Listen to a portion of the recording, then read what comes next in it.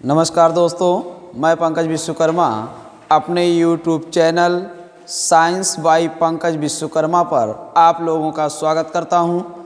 और आप लोग इसके पहले विटामिन पार्ट 1 का वीडियो आप लोग देख चुके हैं, जिसमें केवल विटामिनों के रासायनिक नाम पढ़े थे। अब इस विटामिन के दूसरे वीडियो में हम लोग पढ़ेंगे जल में वसा में घुलनशील विटामिन। तीसरा वीडियो जो होगा वह जल में घुलनशील विटामिन होगा। तो अब हम लोग पढ़ेंगे वसा में घुलनशील विटामिन। आप लोग देखे थे कि जो विटामिन होता है, यह विटामिन दो अवस्थाओं में पाया जाता है। एक वसा में घुलनशील होता है, दूसरा जल में घुलनशील। तो वसा में घुलनशील विटामिन 4 होते, ए, डी, ए और के होते हैं, जबकि जल में घुलनशील मात्र 2 विटामिन होता, बी कॉम्प्लेक्स और सी होता है। तो आप जानते हैं विटामिन कितने अवस्थाओं में पाए जाते हैं? 2 अवस्था में पाए जाते हैं। पहला होता है वसा में घुलनशील विटामिन। पहला क्या होता है? वसा में घुलनशील विटामिन और दूसरा होता है जल में घुलनशील विटामिन। दूसरा क्या होता है? जल में घुलनशील विटामिन। तो हम लोग वसा में घुलनशील विटामिन का पूरा वर्णन कर चुके हैं। वसा में घुलनशील विटामिन के रासायनिक नाम आपको बता दिए, जल में घुलनशील विटामिन के रासायनिक नाम बता दिए हैं। अब इस वीडियो को हम लोग 2 पार्ट में, पहले वसा में घुलनशील विटामिन का समस्त अध्ययन करेंगे और दूसरा जो वीडियो बनेगा वो जल में घुलनशील, क्योंकि एक ही वीडियो बहुत लंबा हो जाएगा और आप लोग इतना समय दे नहीं पाएंगे ना। हाँ, इसलिए हम लोग कौन सा विटामिन पढ़ेंगे? वसा में घुलनशील विटामिन जो 4 होते हैं, ए, डी, ए और के होते हैं।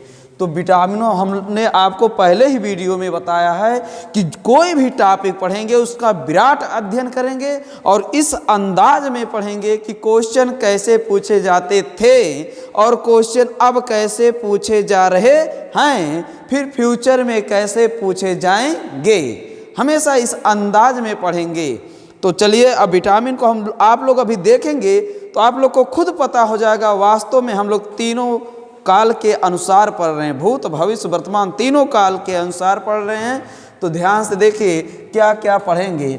और आप जानते हैं वसा में घुलनशील विटामिन क्या क्या होता है? विटामिन ए होता है, विटामिन डी होता है, विटामिन ई होता है और विटामिन के होता है। और विटामिन क्या होता है?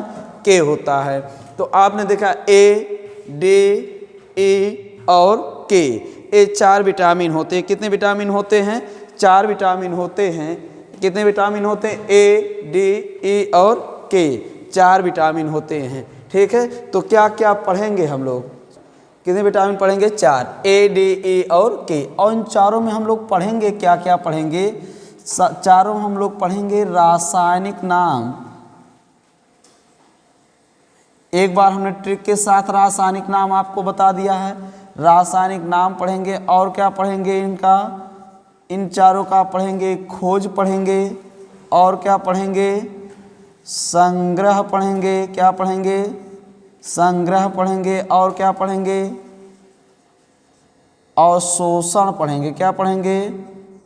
अवशोषण पढ़ेंगे और क्या पढ़ेंगे? उत्सर्जन पढ़ेंगे। क्या पढ़ेंगे? उत्सर्जन पढ़ेंगे और क्या पढ़ेंगे? दैनिक आवश्यकता पढ़ेंगे। क्या पढ़ेंगे? दैनिक आवश्यकता पढ़ेंगे। क्या पढ़ेंगे? दैनिक आवश्यकता पढ़ेंगे। और इनका क्या पढ़ेंगे?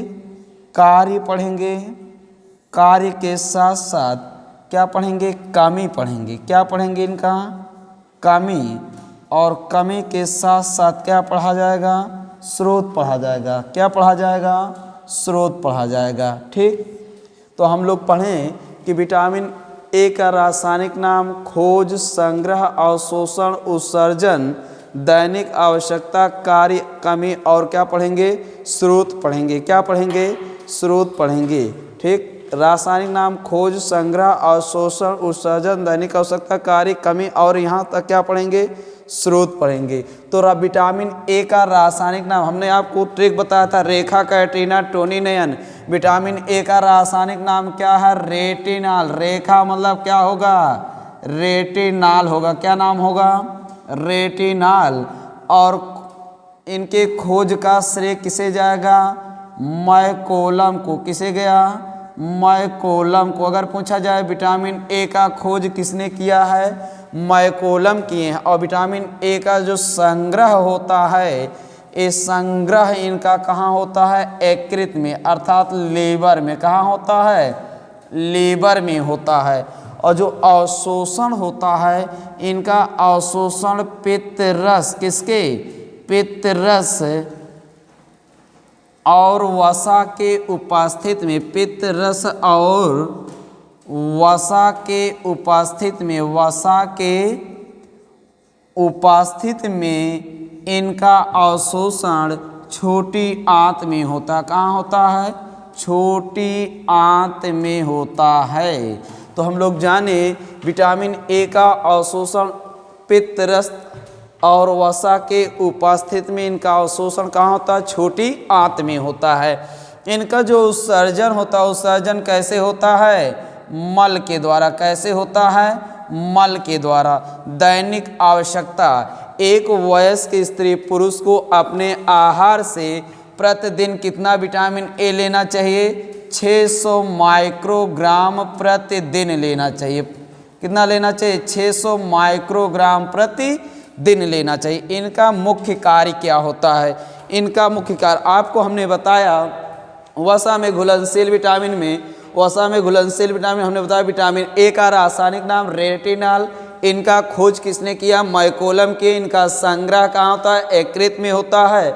और अवशोषण पित्तरस तथा वसा के उपस्थित में कहाँ होता है, छोटी आंत में होता है। इनका जो उत्सर्जन होता है कैसे होता है, मल के द्वारा होता है। कैसे होता है, मल के द्वारा। एक वयस्क स्त्री पुरुष को अपने आहार से प्रतिदिन कितना विटामिन ए लेना चाहिए, 600 माइक्रोग्राम।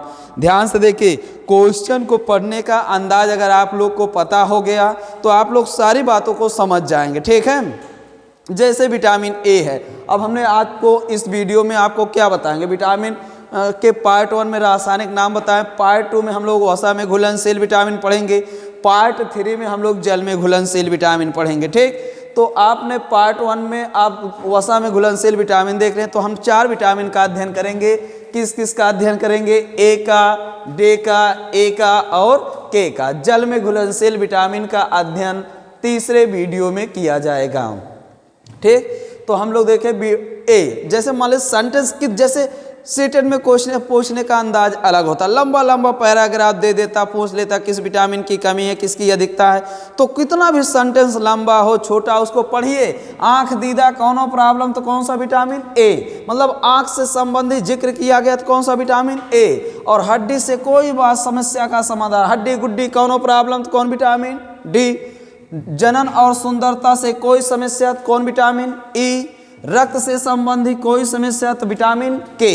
ठीक, बस आंख से समस्या तो विटामिन ए, हड्डी से समस्या विटामिन डी, जनन और सुंदरता से समस्या विटामिन ई, रक्त से समस्या तो विटामिन के।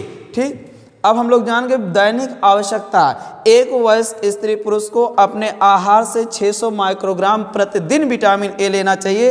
इनका मुख्य कार्य होता है आँखों को दृढ़ता प्रदान करना। विटामिन ए का कार्य ध्यान से देखिए, विटामिन ए का मुख्य कार्य होता है आँखों को दृढ़ता प्रदान करना। अगर आँख को दृढ़ता प्रदान किया तो ठीक है, अगर नहीं कर पाया तो एक रोग होता है जो आप लोग बचपन से जानते हैं, क्या होता है, रतौंधी। रतौंधी मतलब रात में एकदम से दिखाई नहीं देता। रतौंधी मतलब क्या होता है, रात में एकदम से दिखाई नहीं देता। और एक रोग आप जानते हैं जीरोप्थैल्मिया, कौन सा रोग होता है, जीरोप्थैल्मिया रोग होता। कौन सा रोग होता है, जीरोप्थैल्मिया होता है। इसमें आंसू ग्रंथियां सूख जाती है, आंखों से आंसू नहीं गिरते, इस रोग को कहते जीरोप्थेल्मिया। हमने आपको विटामिन ए का पहला कार्य बताया कि यह विटामिन आँखों को दृढ़ता प्रदान करता है। अगर आँखों को दृढ़ता प्रदान नहीं कर पाया तो आँख में रोग हुआ, वो रोग क्या, रतौंधी। रतौंधी मतलब रात में एकदम से दिखाई नहीं देता। जीरोप्थेल्मिया मतलब क्या, आँख में सूजन आ जाता, आँख लाल हो जाते हैं, ठीक है। और क्या, आंसू ग्रंथियां सूख जाती। जीरोप्थेल्मिया मतलब समझिए आंसू ग्रंथियां क्या, सूख जाती हैं। दूसरा इनका मुख्य कार्य होता है, यह विटामिन उपकला ऊतक को, किसको, उपकला ऊतक को अर्थात एपिथीलियम ऊतक को शक्ति प्रदान करने का कार्य करता है। विटामिन ए जो होता है, ए उपकला ऊतक को अर्थात एपिथीलियम ऊतक को शक्ति प्रदान करने का कार्य करता है। अगर विटामिन ए की कमी हो जाएगी तो उपकला ऊतक को शक्ति प्रदान नहीं कर पाएगा अर्थात एपिथेलियम को शक्ति प्रदान नहीं कर पाएगा। तो शरीर के जो अंग होते हैं वो एक झिल्ली के अंदर बंद होते हैं, एक कला के अंदर बंद होते हैं। वो किस ऊतक का बना होता है, उपकला ऊतक अर्थात एपिथेलियम ऊतक का बना होता है। तो जब उपकला ऊतक शक्तिहीन हो जाएगा, इसका मतलब बैक्टीरिया के द्वारा कोई भी रोग हो सकता है। तो जीवाणु संक्रमण अर्थात जीवाणु संक्रमण मतलब बैक्टीरिया के द्वारा कोई रोग हो सकता है। किस विटामिन की कमी से, विटामिन ए के कमी से, जैसे कोढ़ रोग, हैजा, डिप्थीरिया, आंत ज्वर, प्लेग रोग, निमोनिया, काली खांसी, सिफिलिस, गोनोरिया, तपेदिक, टाइफाइड, टिटनेस, ये जितने रोग जीवाणुओं के द्वारा होते हैं, यदि विटामिन ए की कमी होगा तो हो जाएगा। क्यों? क्योंकि विटामिन ए उपकला ऊतक को शक्ति प्रदान नहीं कर पाया। अगर नहीं कर पाया तो शक्तिहीन हो गया, अगर शक्तिहीन हो गया तो जीवाणु संक्रमण हो गया। तो इसका मतलब उपकला ऊतक को शक्ति अगर नहीं प्रदान कर पाया तो रोग हुआ। इस रोग को कहते हैं जीवाणु संक्रमण। कौन सा रोग कहते हैं? जीवाणु संक्रमण रोग कहते हैं। कौन सा रोग कहते हैं? जीवाणु संक्रमण रोग कहते हैं। और क्या करता है, अब उपकला ऊतक को शक्ति प्रदान नहीं कर पाया तो त्वचा में सिकुड़न आ जाता है ना, तो इस रोग को कहते हैं डार्मेटोसिस। कौन सा रोग कहते हैं? डार्मेटोसिस कहते हैं। क्या कहते हैं? डार्मेटोसिस कहते हैं। क्या कहते हैं? डार्मेटोसिस कहते हैं। तो अब तीसरा कार्य इनका सुनिए। तीसरा कार्य, विटामिन ए के उपस्थिति में अस्थि में कैल्शियम का जमाव होता है। जब विटामिन ए की पर्याप्त मात्रा हमारे शरीर में होती है तो इसी के उपस्थिति के कारण ही अस्थि में, किसमें? अस्थि में। हम शॉर्टकट बता रहे हैं, आप लोग नोट करते चलिएगा। हमने यहाँ बताया आँखों को दृढ़ता प्रदान करना, यहाँ बताया उपकला ऊतक को शक्ति देना, यहाँ बता रहे हैं अस्थि केवल लिखे हैं। तो आप लोग सुन के तुरंत नोट कर लीजिए कापी में। विटामिन ए के उपस्थिति के कारण अस्थि में कैल्शियम का जमाव होता है, और जब अस्थि में कैल्शियम का जमाव होता है तो अस्थि का क्या होता है? विकास होता है, अर्थात शरीर का क्या होता है? विकास होता है। लेकिन अगर विटामिन ए की कमी हो जाएगी तो अस्थि में कैल्शियम का जमाव नहीं होगा, और जब अस्थि में कैल्शियम का जमाव नहीं होगा, वह कैल्शियम बह के कहाँ जाएगा? उत्सर्जन अंग में जाएगा। पहली बात है, अगर अस्थि में कैल्शियम नहीं जमा तो शरीर की वृद्धि मंद हो गई, रुक गई, ठीक है। और दूसरी बात है, वह कैल्शियम बह के कहाँ गया? उत्सर्जन अंग में गया। कहाँ गया? उत्सर्जन अंग में। अगर उत्सर्जन अंग से भी कैल्शियम नहीं निकल पाएगा तो वह कैल्शियम जम जाता है, कठोर हो जाता है। तो अपना जब कठोर हो जाता है गुर्दे में तो हम लोग क्या कहते हैं? गुर्दे में स्टोन हो गया, पथरी हो गया। तो गुर्दे में स्टोन कैसे हुआ? आप समझ गए, विटामिन ए की कमी के कारण। क्योंकि विटामिन ए की उपस्थिति के कारण अस्थि में कैल्शियम जमा, अस्थि में कैल्शियम जमा, तो अस्थि का क्या हुआ? विकास। तो कोई प्रॉब्लम नहीं। लेकिन अगर कमी हुआ तो अस्थि में कैल्शियम नहीं जमेगा, और जब अस्थि में कैल्शियम नहीं जमेगा तो एक रोग वैसे हुआ, शरीर की वृद्धि कम हो गई। दूसरा रोग क्या हुआ? वह कैल्शियम बह के उत्सर्जन अंग में गया। कहाँ गया? उत्सर्जन अंग में गया। अब उत्सर्जन अंग से अगर कैल्शियम नहीं निकल पाएगा तो वही कैल्शियम जब कठोर हो जाता तो हमको लोग क्या कहते हैं कि वृक्क में अर्थात किडनी में क्या हो गया? स्टोन हो गया, पथरी हो गया। अर्थात हम लोग जानेंगे कि इसका मतलब अस्थि में कैल्शियम नहीं जमा। तो पहली बात तो एक रोग ए हुआ, शरीर की वृद्धि कम हो गई। शरीर की वृद्धि क्या हो गई? कम हो गई, जिसे हम लोग कहते हैं मंदित वृद्धि। क्या कहते हैं? मंदित वृद्धि कहते हैं। क्या कहते हैं? मंदित वृद्धि कहते हैं। और वह कैल्शियम गुर्दे में अगर रुक गया तो इसे कहते हैं वृक्क संक्रमण। क्या कहते हैं? वृक्क संक्रमण कहते हैं। क्या कहते हैं? वृक्क संक्रमण कहते हैं। अर्थात गुर्दे में क्या हो गया? पथरी हो गया। गुर्दे में क्या हो गया? पथरी हो गया, कमी। इसके बाद हम लोग पढ़ेंगे स्रोत। क्या पढ़ेंगे? स्रोत। तो आप जानते हैं स्रोत 3 प्रकार के। स्रोत कितने प्रकार के होते हैं? 3 प्रकार के होते हैं। एक होता है उत्कृष्ट स्रोत, दूसरा होता है उत्तम स्रोत, तीसरा होता है मध्यम स्रोत। तो उत्कृष्ट स्रोत में सबसे ज़्यादा, इसके बाद उत्तम में, इसके बाद मध्यम में। बच्चे एक स्रोत रटे रहते गाजर। गाजर विटामिन ए का उत्तम स्रोत क्या है? गाजर। लेकिन बच्चे मात्रा सहित जानने का प्रयत्न कीजिए, क्योंकि एकेडमी नहीं कंपटीशन है। इसमें आप लोग जो एक 1 लाइनर पूरा रट डाले हैं कि हेडिंग पड़ जाता है विटामिन ए के स्रोत, तो गाना शुरू क्या? गाजर, टमाटर, हरी पत्तेदार सब्जी, पनीर, दूध आदि। अब उसी में से निकाल के 4 दे देगा, बोलेगा निम्न में से सबसे ज़्यादा विटामिन ए पाया जाता। तो क्या लगाएंगे आप लोग? गाजर, जो कि गाजर नहीं है। गाजर से ज़्यादा भी हरी पत्तेदार सब्जी में होता ना। इसलिए आपको स्रोत को बेहतरीन अंदाज में जानना है। अभी प्रेजेंट टाइम तो आप लोग जानिए विटामिन ए का जो उत्कृष्ट स्रोत होता है मछलियों के लीवर का तेल होता है। क्या होता है? मछलियों के लीवर का तेल। जैसे शार्क मछली के लीवर का तेल, हैलीबट मछली के लीवर का तेल, व्हेल मछली के लीवर का तेल। तो मछलियों के जो लीवर के तेल होते विटामिन ए का क्या होता? उत्तम स्रोत होता, उत्कृष्ट स्रोत होता। क्या होता है? उत्कृष्ट स्रोत होता है। ये सब्जियां वगैरह, गाजर वगैरह ये उत्तम स्रोत के अंतर्गत आते हैं। तो आप लोग को स्रोत में हम एक बता देते हैं, उत्तम में बता दे रहे हैं, हरी पत्तेदार सब्जी पढ़िएगा, ठीक है। और स्रोत तो बहुत ज़्यादा होते, मात्रा सहित जो होगा इसका हम आप लोग को PDF फाइल दे देंगे। ओके, चलिए। तो यहाँ हम लोग एक जानेंगे हरी पत्तेदार सब्जी। क्या जानेंगे? हरी पत्तीदार सब्जी। क्या जानेंगे? हरी पत्तीदार सब्जी। विटामिन ए का उत्तम स्रोत क्या होता है? हरी पत्तीदार सब्जी। गाजर से ज़्यादा तो पाया जाता पका आम में, ठीक। और पका आम से ज़्यादा पाया जाता किसमें? हरी पत्तेदार सब्जी में। सो इस तरह से विटामिन ए आपका कंप्लीट हुआ कि नहीं? विटामिन ए का रासायनिक नाम क्या है? रेटिनॉल। इनके खोज किसने किया है? मैकोलम। संग्रह कहाँ होता है? यकृत में। अवशोषण पित्तरस तथा वसा के उपस्थित में कहाँ होता है? छोटी आंत में होता है। इनका उत्सर्जन कैसे होता है? मल के द्वारा। दैनिक आवश्यकता है एक वयस्क स्त्री पुरुष को विटामिन ए कितना लेना चाहिए? 600 माइक्रोग्राम प्रति दिन लेना चाहिए। मुख्य कार्य क्या है? कार्य ध्यान से देखिए। आंखों को दृढ़ता प्रदान करना, उपकला ऊतक को शक्ति देना, हड्डियों में कैल्शियम के जमाव में सहायक होना। तो इसका मतलब समझ गए? आगे फिर अब यही सब कार्य नहीं कर पाए तो क्या हुआ? कमी। रतौधी, रतौधी मतलब रात में एकदम से दिखाई नहीं देता। जीरोप्थैल्मिया मतलब आंसू ग्रंथियां सूख जाती हैं। जीवाणु संक्रमण मतलब जीवाणुओं के द्वारा रोग होता है, जैसे हमने बताया कोढ़ रोग, हैजा, डिप्थीरिया, आंतज्वर, प्लेग रोग, निमोनिया, काली खांसी, सिफिलिस, गोनोरिया, तपेदिक, टाइफाइड जैसे रोग होते हैं। और फिर क्या? डार्मेटोसिस। क्या है?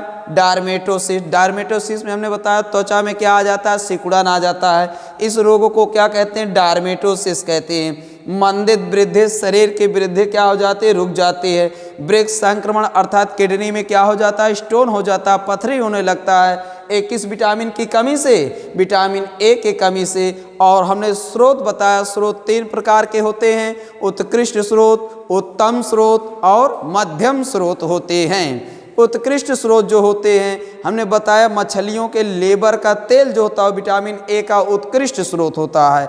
इसके बाद उत्तम स्रोत में हम लोग क्या पढ़ेंगे बेहतरीन अंदाज में? हरी पत्तेदार सब्जी। गाजर आप लोग रटे हैं, गाजर से ज़्यादा हमने बताया पका आम में पाया जाता है, और पका आम से ज़्यादा किस में पाया जाता है? हरी पत्तेदार सब्जी में पाया जाता है। सो इस तरह से विटामिन ए क्लियर हो गया। चलिए अब हम लोग दूसरा विटामिन देखते हैं, विटामिन डी। कौन सा विटामिन देखते हैं? विटामिन डी देखते हैं। तो विटामिन डी का रासायनिक नाम क्या है? हमने आपको बताया था कैट्रीना। कैट्रीना मतलब क्या? कैल्सीफेरॉल। क्या होगा? कैल्सीफेरॉल। कैल्सीफेरॉल। विटामिन डी का रासायनिक नाम क्या होता है? कैल्सीफेरॉल होता है। इनका खोज किसने किया है? मैलेनवी किए। कौन किए हैं? मैलेनवी। इनका खोज किसने किया है? माइलेन भी किए हैं। और इनका जो संग्रह होता है सबसे ज़्यादा त्वचा में होता है। विटामिन डी का संग्रह सबसे ज़्यादा कहाँ होता है?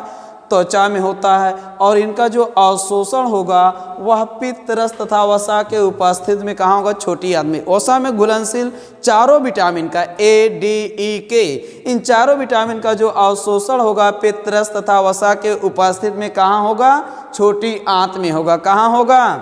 छोटी आंत में। और इन चारों विटामिन का उत्सर्जन कैसे होगा? मल के द्वारा। कैसे होगा? मल के द्वारा होगा। दैनिक आवश्यकता, एक वयस्क स्त्री पुरुष को अपने आहार से, कैसे? अपने आहार से कितना विटामिन डी लेना चाहिए? तो अपने आहार से प्रतिदिन 5 माइक्रोग्राम लेना चाहिए। प्रतिदिन कितना विटामिन डी लेना चाहिए? 5 माइक्रोग्राम लेना चाहिए। इनका मुख्य कार्य क्या होता है? विटामिन डी का मुख्य कार्य होता है अस्थियों को, किसको? अस्थियों को, दांतों को, और किसे? दांतों को और मसूड़ों को, किसे? मसूड़ों को दृढ़ता प्रदान करना और इनका निर्माण करना। हड्डियों, दांतों और मसूड़ों का निर्माण करने वाला विटामिन कौन होता है? विटामिन डी होता है। कौन होता है? विटामिन डी होता है। और हड्डियों, दांतों और मसूड़ों को दृढ़ता प्रदान करने वाला कौन विटामिन होता है? डी होता है। लेकिन ध्यान में रखे रहिएगा, अगर पूछा जाए स्वस्थ रखने वाला विटामिन कौन होता है तो सी होता है। निर्माणकारी कौन होता है? डी होता है। हड्डी, दांत, मसूड़ों के निर्माण में सहायक विटामिन डी। अगर स्वस्थ रखने की बात किया जाए तो विटामिन सी। पूरा बात क्लियर? आगे अब यही किया तो कार्य हुआ और नहीं कर पाए तो क्या हो गया? रोग हो गया। नहीं रख कर पाए तो क्या हो गया? रोग हो गया। तो पहला रोग हम लोग जानेंगे सूखा रोग। क्या पढ़ेंगे? सूखा रोग। सूखा रोग को कहते हैं रिकेट्स। क्या कहते हैं बच्चे? रिकेट्स कहते हैं। क्या कहते हैं? रिकेट्स कहते हैं। यह सूखा रोग बच्चों को होता है। पसलियों में लचीलापन आने के कारण पसलियां टेढ़े मेढ़े हो जाते हैं। इस रोग को कौन सा रोग कहते हैं? सूखा रोग अर्थात रिकेट्स कहते हैं। क्या कहते हैं? सूखा रोग अर्थात क्या कहते हैं? रिकेट्स कहते हैं। और दूसरा रोग होता है मृदुलास्थि रोग। दूसरा क्या होता है? मृदुलास्थि रोग। मृदुलास्थि रोग को ऑस्टियोमाइलेसिया कहते हैं। क्या कहते हैं? ऑस्टियोमाइलेसिया कहते हैं। क्या कहते हैं? ऑस्टियोमाइलेसिया कहते हैं। यह ऑस्टियोमाइलेसिया नामक जो रोग होता है ये वयस्क अवस्था में होता है। श्रोण मेखला अर्थात कमर के हड्डी। श्रोण मेखला किसे कहते हैं? कमर के हड्डी को कहते हैं। श्रोण मेखला में लचीलापन आने के कारण श्रोण मेखला क्या हो जाते हैं? टेढ़े मेढ़े हो जाते हैं। इस रोग को ऑस्टियोमाइलेसिया रोग कहते हैं। तो आप जाने रिकेट्स बच्चों को होता है, ऑस्टियोमाइलेसिया किसे होता है? वयस्कों को होता है। पूरा बात क्लियर? विटामिन डी का जो उत्तम स्रोत होता है, यहाँ विटामिन डी के उत्तम स्रोत में हम लोग पढ़ेंगे सूर्य का प्रकाश। विटामिन डी के उत्तम स्रोत में क्या पढ़ेंगे? सूर्य का प्रकाश पढ़ेंगे। क्या पढ़ेंगे? सूर्य का प्रकाश पढ़ेंगे। ठीक, क्योंकि आप लोग जानते हैं सूर्य के प्रकाश, अगर हम लोग कहें कि चलो सूर्य के प्रकाश में बैठ के विटामिन डी लिया जाए तो क्या सूर्य के प्रकाश में विटामिन डी होता? नहीं। ना सूर्य के प्रकाश में विटामिन डी होता, ना हमारे शरीर में विटामिन डी होता है, बल्कि सूर्य का प्रकाश एक माध्यम है। जब सूर्य के प्रकाश की प्रबैंगनी किरण, कौन सी किरण बच्चे? प्रबैंगनी किरण हमारे त्वचा पर पड़ते हैं तो त्वचा के नीचे स्थित आर्गेस्टेरॉल नामक पदार्थ होता है। नोट कर लीजिए, त्वचा के नीचे स्थित आर्गेस्टेरॉल नामक पदार्थ होता है और अंगों में तथा रक्त में पाए जाने वाले कोलेस्ट्रॉल, आर्गेस्टेरॉल और कोलेस्ट्रॉल, ये दोनों पदार्थ सूर्य के प्रबैंगनी किरण से अभिक्रिया करके विटामिन डी का निर्माण कर लेते हैं। तो अगर आपसे पूछा जाए सूर्य की कौन सी किरण, तो प्रबैंगनी किरण। किससे अभिक्रिया करता है? कोलेस्ट्रॉल और आर्गेस्टेरॉल से अभिक्रिया करके विटामिन डी का क्या कर लेता है, संश्लेषण करता है। तो आप जानते हैं, अगर पूछा जाए सनशाइन विटामिन किसे कहते हैं, तो विटामिन डी को कहते हैं। सनशाइन विटामिन किसे कहते हैं, विटामिन डी को कहते हैं। और तत्काल बहुत तीव्र गति से बनने वाला विटामिन कौन है, विटामिन डी है। हार्मोन्स विटामिन किसे कहते हैं, विटामिन डी को कहते हैं। हार्मोन्स विटामिन किसे कहते हैं, विटामिन डी को कहते हैं। तो एक बार फिर से आप लोग देखिए, विटामिन डी का रासायनिक नाम कैल्सीफेरॉल होता है। विटामिन डी का खोज मैलेनवी नामक वैज्ञानिक किए हैं। और विटामिन डी का जो संग्रह होता है वो सबसे अधिक त्वचा में होता है। इनका जो अवशोषण होता है वो पित्त रस और वसा के उपस्थिति में छोटी आंत में होता है। विटामिन डी का जो उत्सर्जन होता है वो मल के द्वारा होता है। विटामिन डी भोजन से प्रतिदिन कितना लिया जाना चाहिए, तो 5 माइक्रोग्राम लेना चाहिए। इनका मुख्य कार्य क्या होता है, विटामिन डी का मुख्य कार्य होता है हड्डियों, दांतों और मसूड़ों का निर्माण करना। हड्डियों, दांतों और मसूड़ों को दृढ़ता प्रदान करना। अगर यही किया तो हुआ, नहीं कर पाया तो क्या हो गया, रोग हो गया। तो रोग क्या हुआ, पहला रोग हुआ सूखा रोग। पहला कौन सा रोग है, सूखा रोग, जिसे कहते हैं रिकेट्स। क्या कहते हैं, रिकेट्स। दूसरा रोग होता है मृदुलास्थि रोग, जिसे कहते हैं ऑस्टियोमैलेशिया। क्या कहते हैं, ऑस्टियोमैलेशिया। हमने उत्तम स्रोत में बताया सूर्य का प्रकाश। क्या बताएं, सूर्य का प्रकाश। और अगर पूछा जाए सूर्य के प्रकाश की कौन सी किरण, तो प्रबैंगनी किरण। कौन सी किरण, सूर्य के प्रकाश की कौन सी किरण, प्रबैंगनी किरण। कौन सी किरण, प्रबैंगनी किरण। और किस पदार्थ से अभिक्रिया करता है, कोलेस्ट्रॉल और आर्गेस्टेरॉल नामक पदार्थ से अभिक्रिया करता है। किससे, कोलेस्ट्रॉल और आर्गेस्टेरॉल नामक पदार्थ से अभिक्रिया करके विटामिन डी का संश्लेषण करता है। तो विटामिन डी भी हम लोगों का क्लियर हुआ। अगला विटामिन हम लोग पढ़ेंगे विटामिन ए। कौन सा विटामिन पढ़ेंगे, विटामिन ई के बारे में पढ़ेंगे। तो विटामिन ई का रासायनिक नाम हमने आपको सूत्र बताया था। रेखा मतलब रेटिनॉल, कैट्रीना मतलब कैल्सीफेरॉल और टोनी मतलब क्या होगा, टोकोफेरॉल। टोनी मतलब टोकोफेरॉल, टोनी मतलब टोकोफेरॉल।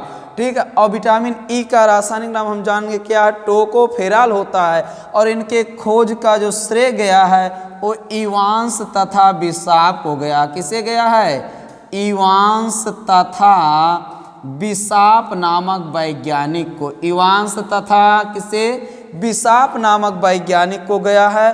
और इनका जो संग्रह होता है, इनका संग्रह सबसे अधिक कहाँ होता है, लीवर में होता है। कहाँ होता है, लीवर में, यानी यकृत में होता है। ठीक है। और इनका जो अवशोषण होता है वो पित्त रस तथा वसा के उपस्थिति में कहाँ होगा, छोटी आंत में होगा। कहाँ होगा, छोटी आंत में होगा। इनका भी उत्सर्जन कैसे होता है, मल के द्वारा होता। कैसे होता है, मल के द्वारा। दैनिक आवश्यकता एक वयस्क स्त्री पुरुष को अपने आहार से प्रतिदिन कितना विटामिन ई लेना चाहिए, तो 8 mg लेना चाहिए। 8 mg अर्थात मिलीग्राम प्रति दिन लेना चाहिए। ये सब हम लोग माइक्रोग्राम में पढ़े, एक क्या, मिलीग्राम। 8 मिलीग्राम प्रति दिन लेना चाहिए। और इनका मुख्य कार्य क्या होता है, विटामिन ई को यौन व सौंदर्य विटामिन कहते हैं।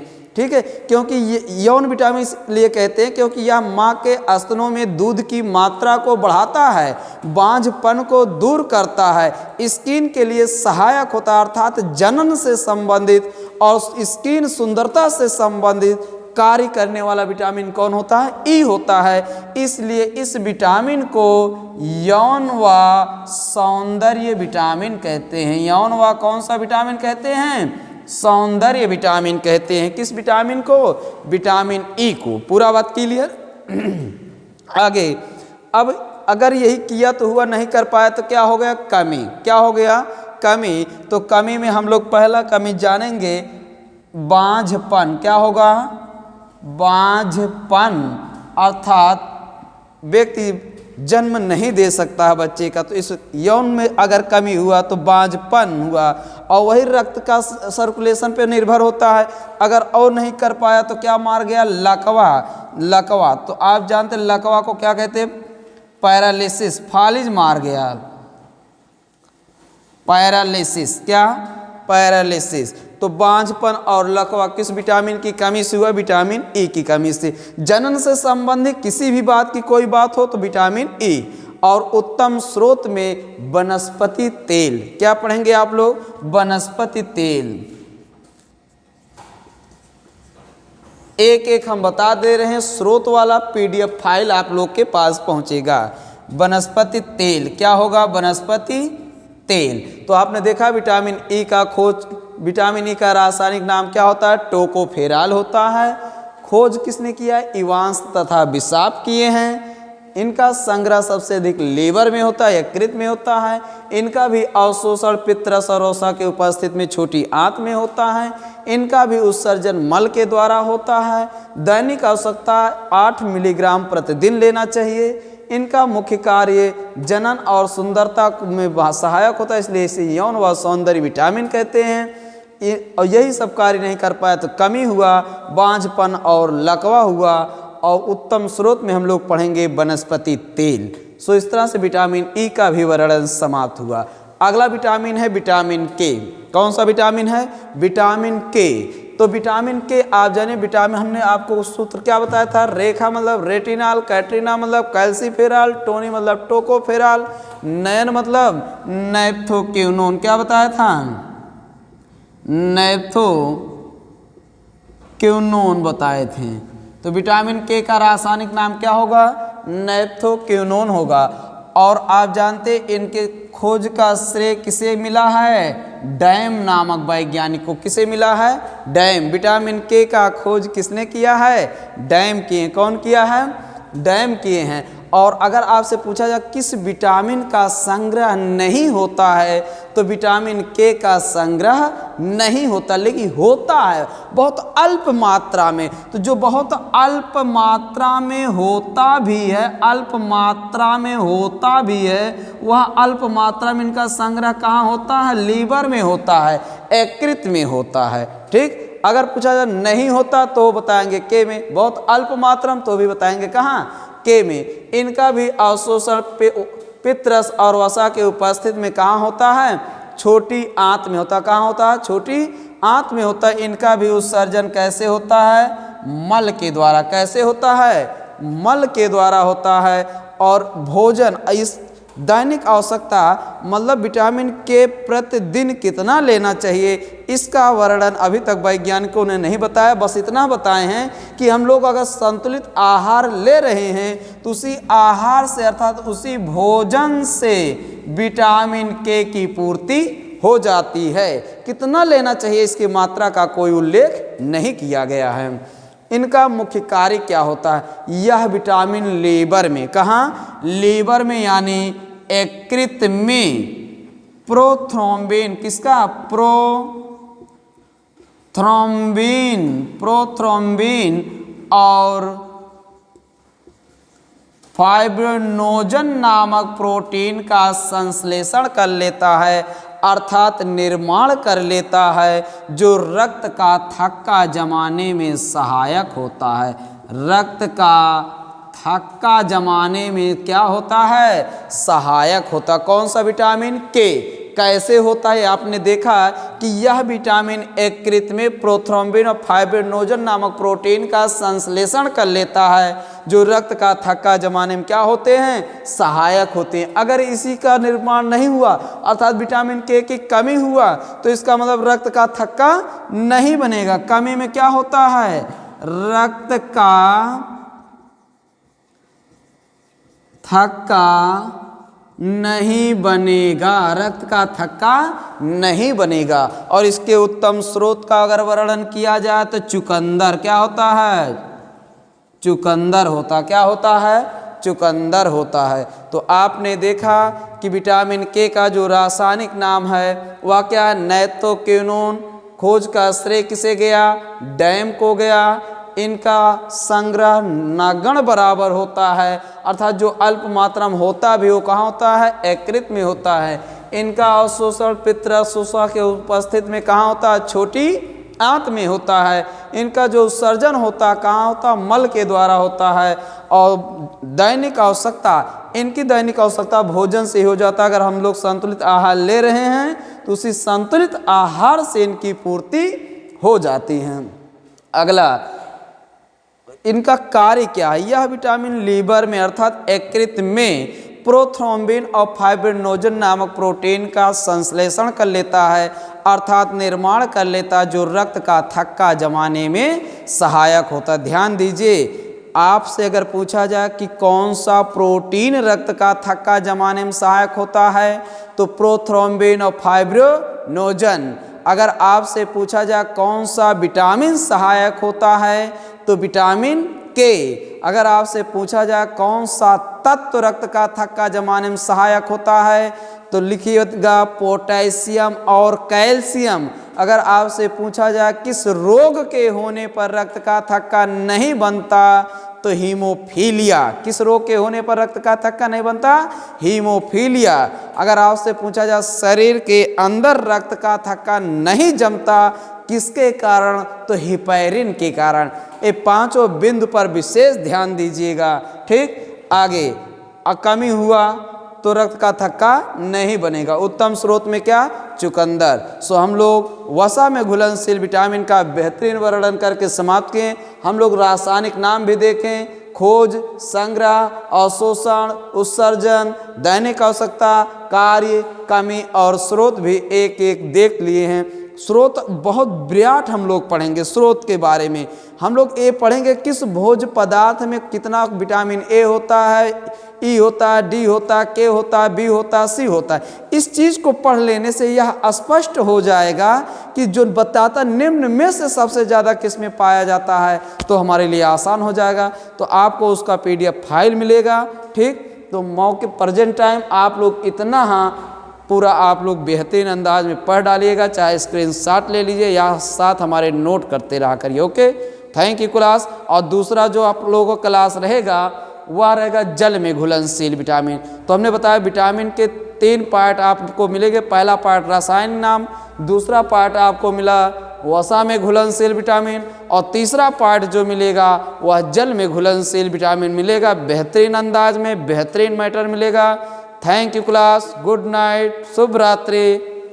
थैंक